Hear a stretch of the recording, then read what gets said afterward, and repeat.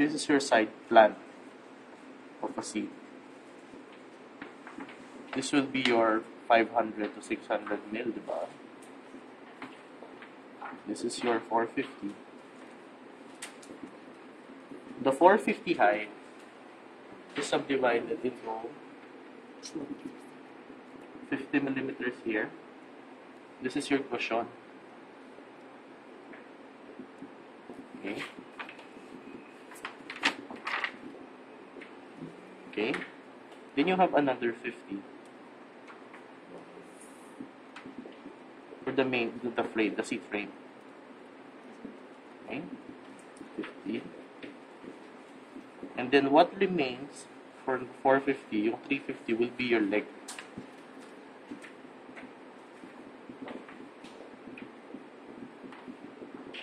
Okay. Equivalent to 350. Okay. 450 here. 5 to 600. 100 thickness here, which is divided into your seat cushion and the support, and then your leg to 350. Okay. Going back here. Given that you have a height of 450 dito, from here to here, then this one is also 450. Let's derive naman yung block on where we will plot the legs. If this is a 450 length and this is a 450 length, this length should most likely be equal. You take a length equivalent to 50. Okay? We'll expand the grid. If this is our 50 reference, expand. Okay? Then you expand also towards the top. Pantay natin dito.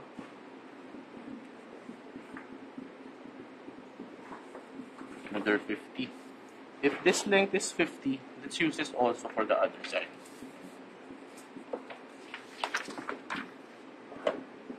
Take this length, your 50, gamitin dito sa other side. 50, 50. Okay? Take the 50 of the bottom also, then 50 here. If we do an exploded view of that, kakaroon tayo ng 50 by 50 dun sa corner. 50, 50, 50 here, 50. Ito yung 450 mo na length yan, diba? You have this 50 here, na-expand na natin doon, diba? Expanded na kapunta doon. Then you take another length ng 50, expand. Dalawa na. Nakuha na natin yung reference ng cushion, yung top, and then yung support. Now, yung remaining 350, take 50 from the bottom. 50. Do a cube. 50 by 50.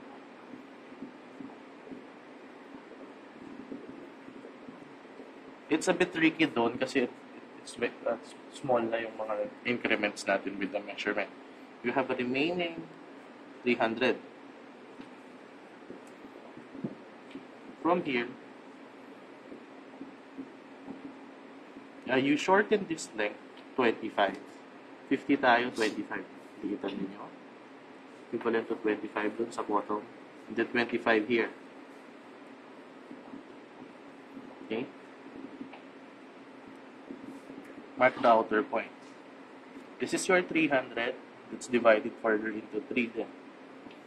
100, 100. Equivalent to 300, diba? Same din dito. Have your stretcher here. And then on this side, yung length na 50, do an imaginary median, equivalent to 25. Okay? Also on this side. Mark this point dito.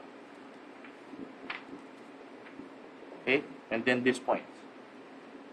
Here, yung dun sa inner 25 na to, Okay? Well, let's do the center first. Yung point in the middle, this one, until here. Do a straight line lang. Straight. Okay? Then from there, you connect na naman ito. From this point to this point, this point to this point. Do the curved leg, the cabriole. It bends towards the 25. Okay? Okay? Dito siya sa second. Dito siya sa second. Dito yung curve, main curve niya. Then, do a mirror image of it on the other side.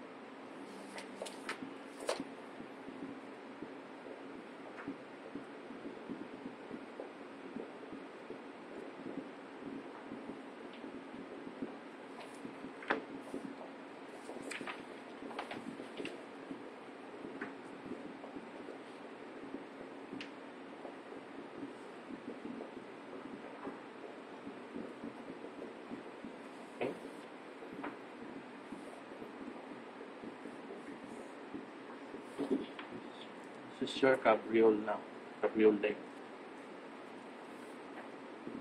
You'll encounter this leg form more next turn ninyo, furniture styles under Sir G.